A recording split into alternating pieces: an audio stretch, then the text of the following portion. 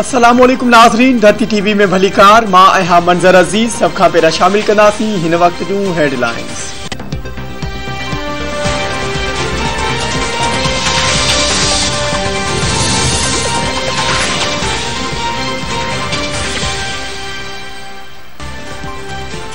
हुकुमरान धुर पीटीआई कारकुनन जो एमएनएस जी अगवाणी में सिंध हाउस इस्लामाबाद ते हमलो। कारकुन दरवाजो तोड़े अंदर दाखिल थी विया।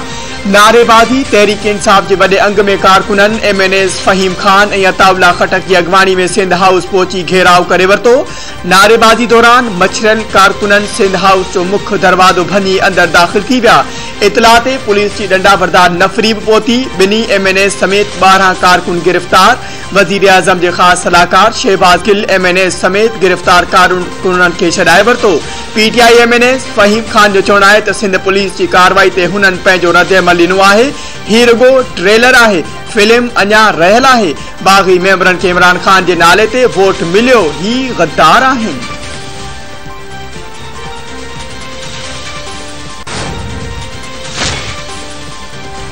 बिलावल भुट्टो ज़रदारी सिंध हाउस ते हमले के दहशतगर्दी ते बदल कार्रवाई करार ॾेई छॾियो। पीपी चेयरमैन चयो आहे त सिंध हाउस ते हमलो हकीकत में सिंध ते हमले जे बराबर आहे। हमलो कंदड़न जो रेड जोन में कायम सिंध हाउस पहुचण सवालिया निशान आहे। वफाक में सिंध हाउस सिंध जी एक सुञाणप आहे। इमरान खान सिंध ते लश्कर कशी कराए पंहिंजी हकीकत बुग़्ज़ ज़ाहिर करे छॾियो आहे। वज़ीर आज़म चादर ऐं चौदीवारी जो तक़दुस पायमाल कयो आहे। कुदन हथकंडन सां 171 मेंबरन की हिमायत हासिल न थी सघंदी।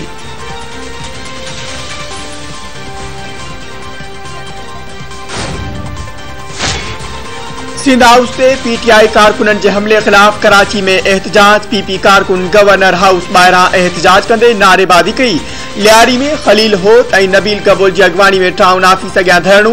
टायरन के बाहियूं। कारकुनन जो पीटीआई एमएनए शकूर शाह के घर ॿाहिरां भी एहतजाज। मलिर सिटी में सूबाई वजीर साजिद जोखियो और सलमान मुराद की अगवानी में एहतजाजी धरणू। Road block. वफाकी हुकूमत खिलाफ नारेबाजी।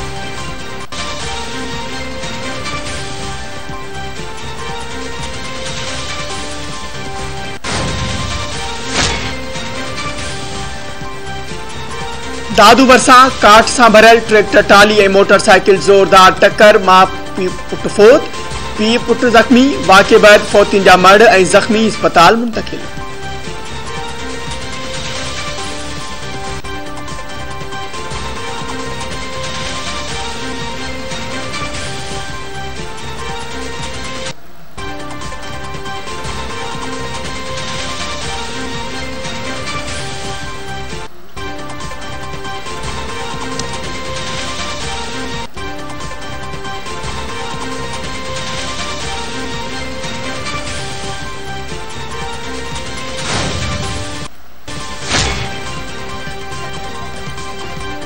कराची में 5 सिंध लिटरेचर फेस्टिवल जो तकरीबू शुरू थी वयूं। आर्ट काउंसिल के मुख्तलिफ हालन में किताबन और सिंध के सकाफती शयन जा स्टॉल कायम।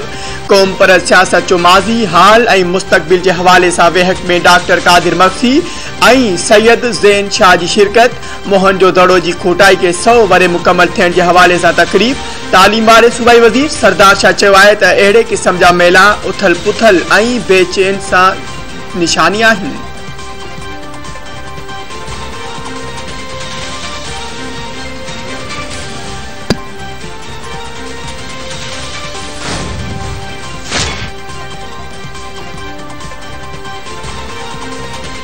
आई बख्शिश और छुटकारे की रात, रहमतुन और बरकतन की रात। सिंध समेत सजे मुल्क में शब बारात मल्हाई पी वने। मस्जिदुन और घरन में इबादतन लय खास इंतजाम। मगफिरत लय रब्बे ज़ुल जलाल की बारगाह में दुआऊं घुरण जो सिलसिलो जारी।